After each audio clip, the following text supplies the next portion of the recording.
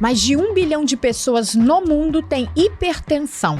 No Brasil, relatório divulgado pela Organização Mundial de Saúde, a OMS, mostrou que 45% dos brasileiros adultos convivem com a doença. O que mais chama atenção é que quase metade das pessoas com hipertensão em todo o mundo não tem conhecimento de sua condição. Como identificar a doença? Quais os riscos de tê-la? Eu sou Camila Lima e este é o Fala Doutor, reportagem multimídia produzida pela Rede Tribuna. A gente está recebendo em nosso estúdio o cardiologista Diogo Barreto, coordenador do Serviço de Cardiologia do Hospital Evangélico. Obrigada, doutor, pela sua presença. Imagina, eu agradeço aqui o convite. A gente vai falar nesse tema, hipertensão, pressão alta, né? Mais conhecida como pressão alta. E eu queria que o senhor falasse pra gente, doutor, quando de fato a nossa pressão ela está alta. Quando que isso é um problema?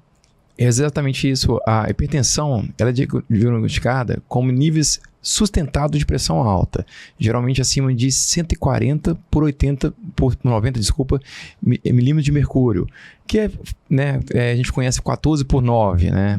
É a tradução que a gente faz, a gente corta o zero ali para traduzir, para ficar mais fácil. Leitura mesmo, até para as pessoas entenderem.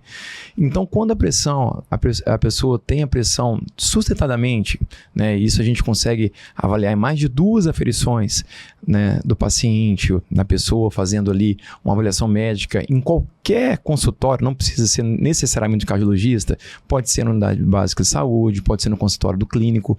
Ele fez a aferição de pressão e a pressão teve ali acima de 140 ou por 90, né? Ele já tem, se for mais de 2 aferições, ele tem um diagnóstico de hipertensão arterial ou pressão alta. A gente fala muito, né, das pessoas que têm a condição, mas não sabem. A gente até citou, né, que é no início, que as pessoas têm, não sabem. Ela pode mesmo ser silenciosa? A característica maior da hipertensão é de ela ser silenciosa.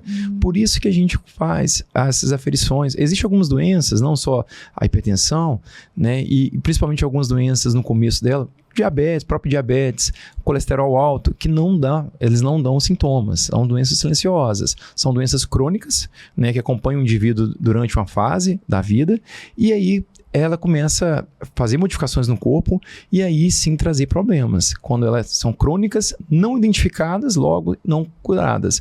E por ser silenciosas, não apresentarem sintomas no começo e ao longo da vida da pessoa, ela é tão difícil de ser diagnosticada. E aí, quando a gente fala de sintomas, quando eles aparecem, quais que seriam eles? Existem alguns sintomas que possam aparecer e a pessoa não saber que se trata da pressão alta?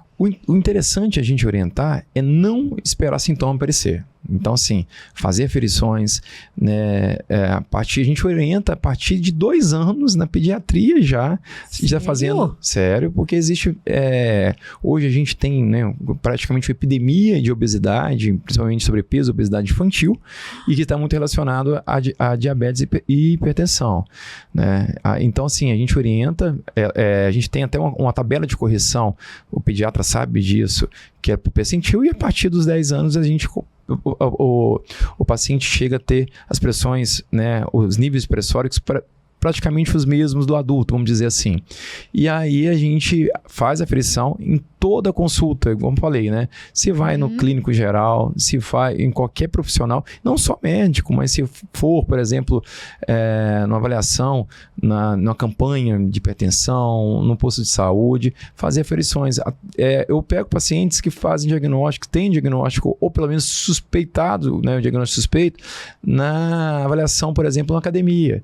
Né? O paciente nunca teve nada, vai começar a academia e tem lá uma pressão 16 por 9, e aí começa a suspeição. Então, assim, fazer a aferição, e hoje a gente tem os aparelhos digitais que, né, pelo menos consegue, até mesmo alguns smartwatch, relógios, eles têm já devidamente calibrados, né? A gente consegue fazer a calibração dele, a gente começa a suspeitar de que tem ali uma alteração da pressão arterial. Nossa, você já até respondeu a minha próxima pergunta, que seria justamente, né, que se crianças e adolescentes podem ter e quando começar a ferir. Você falou 2 anos. A partir de 2 anos a gente... Já fiquei preocupada. Tem um filho de 2 anos, então a recomendação é a partir dessa idade. A partir dessa idade, né, recomendável. A gente sabe que, né, às vezes não são todos pediatras que têm esse cuidado, mas a gente tem que como a gente acabou de falar, né? É uma condição, às vezes, não diagnosticada e que pode trazer problemas futuros. Mas na criança, a pressão ideal seria qual o valor de referência? Aí depende, a gente tem uma tabela com o percentil, né? Aí é uma tabela de correção. Do mesmo que é o percentil de crescimento, por exemplo, da cabeça, da altura, do peso, a gente tem essa tabela de correção da pressão. A partir de 10 a 12 anos, aí fica muito parecido já com a pressão do adulto. 14 por 9, tá. Para quem é hipertenso, qual que seria a média de aferição aí por dia que ele deveria fazer, né? Na verdade, depois do diagnóstico, aí existe alguma estratégia do médico, não precisa ficar com neura, porque às vezes a pessoa fica com neura de ficar ferindo a pessoa toda hora. Não é isso que a gente quer. A gente fez o diagnóstico, vai fazendo medicamento. Ali, geralmente, quem pode tratar também, o clínico, né, na unidade básica de saúde pode tratar, mas geralmente, para quem tem condições de estar acompanhando com um cardiologista, ele vai ter ali a proposta, a estratégia e vai até orientar quantas vezes precisa, às vezes na troca do medicamento ou na ajuste de dose, a gente faz aferições ali, né, 2 vezes de manhã e 2 vezes à tarde por 5 dias, para ver se ficou controlada a pressão. Mas aí depende de estratégia e tudo, e geralmente no ajuste de dose. Mas se a pessoa tem ali já a pressão já mais controlada, não precisa ficar com neuro de ficar aferindo todo dia não, pelo amor de Deus. Entendi. Doutor, foi até levantada uma questão aqui na nossa redação. É verdade que aferir a pressão de perna cruzada interfere no resultado? A gente tem isso desde a Sociedade Brasileira de Cardiologia, né, as diretrizes, guidelines, na verdade, americanos e europeus, orientam uma maneira correta de aferir a pressão arterial, que é colocar o braço repousado, até mesmo para quando a gente faz em casa, os aparelhos digitais, deixar o braço repousado, não fazer força. Por quê? E não cruzar as pernas. Porque quando a gente faz isso, a gente aumenta a resistência. A gente coloca uma perna sobre a outra, diminui, aumenta a resistência para o sangue chegar. E aí, às vezes, pode interferir na pressão arterial. O ideal é que a gente fique relaxado para ferir. Às vezes, a pessoa quer falar no meio que está... Então, existem algumas cuidados que a gente deve ter. Não fazer atividade física antes de meia hora antes. Não, quem fuma, né? A medida não é para fumar, mas quem fuma não, em 30 minutos. Não fazer alimentações. Bexiga não pode estar cheia. Nossa! Tem relação de cuidados para conseguir fazer. No próprio, quem compra o aparelho digital, até o manual lá, ele tem uma orientação básica de como aferir pressão, porque isso pode dar valores alterados. E a gente orienta também, quando for fazer pelo menos 2 aferições, idealmente 3 aferições, para ter uma média das 3 de manhã e de noite, quando está ajustando o medicamento, para ter ali uma veracidade e até mesmo uma média ali para a gente conseguir avaliar o melhor valor, mais fidedigno. A gente fala muito do sono. Hoje em dia o sono está em alta, a gente fala de sono para tudo, doutor. Existe relação mesmo entre dormir pouco e aumentar o risco de desenvolver a pressão alta? Existe, até agravar o nível expressório, assim, para quem tem pressão alta, não conseguir controlar. Existe a gente tem diagnosticado mais a apneia obstrutiva do sono, que é uma condição que a pessoa, geralmente, durante o sono, tem relação geralmente até com ronco, né? A pessoa ronca mais e tem aquelas pausas, né? A pessoa, aquelas paradas respiratórias, né? Que é a apneia. E leva a um estresse, a pessoa não descansa tão bem e quando está fazendo a apneia, diminui o nível de oxigênio do sangue e aí, por reflexo, tem uma aceleração do coração, taquicardia com aumento dos níveis pressóricos. Uma das condições clássicas que a gente deve pesquisar quando o paciente tem a pressão, que a gente a pressão mais teimosa, não consegue baixar, que às vezes tem a apneia associada. Então, o fato de dormir mal, às vezes tem relação com uma doença que é menos diagnosticada ainda. A gente tem 2 doenças silenciosas.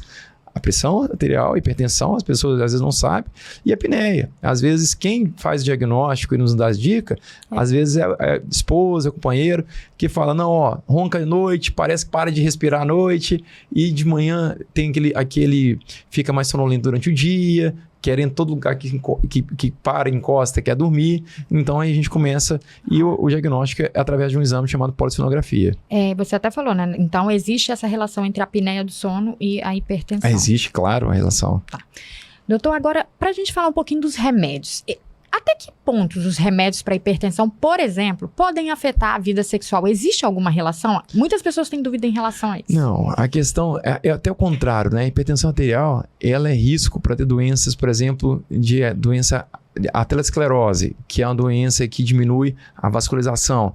E essa doença, sim, pode levar a perda de libido, a perda, né, a levar à disfunção sexual. Então, o que a gente orienta é procurar tratar, né? São raros, para falar que fala assim, um remédio que causa disfunção, não tem direto, né? Existem alguns medicamentos que em altas doses podem né, não causar diminuição de libido. Então, assim, acaba que fica mais um mito por trás disso, a gente orienta tratar de maneira adequada e tá conversando com o médico, que às vezes pode ter um outro motivo por estar causando aquilo, por trás. O pessoal da redação estava bem animado quando sugeriu algumas perguntas, e a próxima é para falar se um sexo mais animado, ele pode causar um infarto em quem tem hipertensão? Tem alguma relação também ou é mito, doutor? Não, na verdade é o seguinte, né? Ali a relação sexual, ela é como se fosse uma atividade física. Então, o que acontece, às vezes, é a pessoa fazer uma atividade física extenuante, ela já tem uma condição já prévia, né, uma hipertensão não tratada, né, não controla, não toma remédio. Exatamente. E uma doença, pode ter uma doença coronariana, e aí vai fazer uma atividade física extenuante, às vezes não tem ali, e corre um risco, como se for uma pessoa for correr, por exemplo, pegar um ônibus, né? Então tá fazendo uma atividade fora do que ela é comum, e às vezes ela não tratou as outras doenças. Então, assim, a atividade física não faz mal, né? Atividade sexual não faz mal, e não tem risco da pessoa, eu tenho pressão alta, não vou fazer de forma alguma. Ou vou infartar, né? Não, vou infartar, não. É a condição prévia de não tratar as outras condições que levam a esse risco. O tratamento é contínuo a vida inteira? Se eu fui diagnosticada, eu tenho que tomar o resto da vida, doutor? Existem 95% das hipertensões, elas têm ali características que chama essencial, né? Tem característica genética, né? E geralmente vai precisar tomar sim medicamento, porque tem a alteração, né, no organismo que vai precisar tomar para controlar. Existem os outros ali 5% que podem ser de causas tratáveis. Por exemplo, às vezes uma tireoide desregulada, às vezes uma obesidade mórbida. Existe paciente que usa 5, 10 medicamentos, tem uma consultória de muitos isso, e aí a gente tratou a obesidade, fez nos casos mais extremos, uma cirurgia bariátrica e parou de tomar de medicamento. Né? Paciente que às vezes está tomando um medicamento, começa a fazer atividade física de maneira regular, diminui o peso, para de tomar medicamento. Então, nem sempre, né? Nem sempre. Ela fala assim, comecei a tomar, vou tomar. Não. Às vezes, se tiver uma causa reversível, a gente consegue, né, reverter, vamos dizer assim, a condição clínica dele para não tomar. Mas na maioria das vezes, tá relacionado ali também a uma predisposição genética, alguma outra coisa a mais. E aí, o ideal é conseguir controlar. É o que vocês muito falam, né? De se, por exemplo, minha mãe, meu pai tem, o risco de eu ter é bem maior, né, doutor? Exato. Tem. E é mais comum nas mulheres ou nos homens, ou isso não tem relação? Na verdade, praticamente a gente tem, como tem a miscigenação, que até de raça também tinha até da raça parda, negro tinha mais hipertensão. Hoje em dia é basicamente a mesma coisa, né? A gente tem o Vigitel, que é um do estudo do DataSUS de 2012, que mostrou que a prevalência entre o sexo praticamente a mesma. O que tem muito mesmo é a idade. Realmente, a partir do envelhecimento, a gente vai tendo um processo aterosclerótico de envelhecimento, adoecimento dos vasos, ficando menos elástico, e aí tendo realmente pressão alta. Então, assim, o fator condicionante mais comum é a idade. Quanto mais, né, verões, invernos, primaveras e outonos a gente vai fazendo, o risco de ter hipertensão é maior mesmo. Tem relação também com o estresse? Quanto mais estressada, maior o risco? O estresse é um fator, né? É um fator a gente fala de multifatorial, né? Que piora tudo. Se a pessoa tem predisposição e geralmente tem uma carga de estresse ali, ela tem risco maior, mas são fatores associados, né? Geralmente a pessoa que tem estresse, não faz atividade física e alguns fatores que juntam e condicionam isso. Fala pra gente dessa importância de manter a doença controlada. Se eu não controlo a minha hipertensão, o risco que eu posso ter? Quais outras doenças ou complicações eu posso ter? A hipertensão, ela é a primeira, né? O fator de risco a várias doenças muito mais graves. Por exemplo, doença isquêmica do coração, que é um infarto, pode levar para o paciente que não tem um controle regular, pode levar a ter doença aterosclerótica, infarto, principalmente AVC, né, o derrame, né? Tem umas mais trágicas, que é a dissecção, né, que rasga a aorta, a pressão muito alta, rasga, é uma condição gravíssima, né? A gente no Brasil, por exemplo, no Brasil e no mundo, uma das maiores causas de fato de a pessoa ter necessidade de fazer hemodiálise, a perda de função dos rins, é relacionada à pressão alta. Nossa, e insuficiência cardíaca. Então a gente tem várias, né? Infarto, AVC, dissecção, doença renal crônica com necessidade de diálise e insuficiência cardíaca são aí as mais prevalentes. Então, a pressão alta não tratada é a que leva a mais casos de insuficiência renal. Renal. Aqui são pareadas, né? A diabetes e a hipertensão são as maiores causas de levar a paralisia dos rins, levar a necessidade de diálise, insuficiência renal necessitando de diálise. Semanas atrás, saiu um estudo falando que consumir, né, chocolate amargo pode reduzir o risco de hipertensão. É verdade? Existe mesmo alguns alimentos que, se consumidos, podem ajudar a reduzir pressão? Doutor, isso é mito? Existe uma dieta própria das pessoas hipertensas, né, que é chamada até, a gente coloca como acrônimo de DASH. E ela, o que orienta? Que a gente faça alimentos com pouco sódio, né? De maneira geral, com pouco sódio, pouco sal. A nossa alimentação ocidental, ela é muito, principalmente a brasileira, é muito rica em sódio. Então a gente, né, todos os alimentos condimentados levam sódio. A gente evitar gorduras, né, comida gordurosas, né, principalmente a saturada, tentar fazer uso de carnes, evitar carnes vermelhas, carnes brancas e gordura, se for fazer uso de gordura de origem vegetal, como abacate, né, até mesmo açaí, azeite extra virgem. O que a gente orienta, se for consumir, evitar açúcar também. E quando for consumir o chocolate, ao invés de consumir o chocolate ao leite, que tem alta carga de açúcar e gordura, a gente fazer o consumo do chocolate meio amargo, né? E esse estudo, né, ele orienta, se for fazer uso de consumo, fazer uso e preferir o meio amargo. Não que eu vou comprar 1 quilo de meio amargo ali para tentar tratar a minha pressão. Não é isso. Entendi. Né, faz parte da dieta, né, fazer pouca gordura e pouco açúcar, e na preferência de fazer o uso do meio amargo. Os pacientes que estudaram, que estavam fazendo essa dieta, usaram o chocolate meio amargo. Entendi. Pra gente finalizar, doutor, este mês agora, no dia 26, né, a gente celebra o Dia Nacional de Prevenção e Combate à Hipertensão Arterial. Você já deu algumas dicas, mas só pra gente deixar isso bem mais destacado para quem tá lendo e nos ouvindo, vendo, como prevenir a doença e o que mais tem levado as pessoas a terem pressão alta, né? Olha, escolher um hábito de vida, né, saudáveis, a gente sempre fala isso, mas a gente tem que dar o primeiro passo na alimentação saudável, de procurar fazer atividade física de maneira regular. A gente tem até alguns estudos que comparam que a atividade física, o percentual que abaixa a pressão equivale a uma classe de medicamento.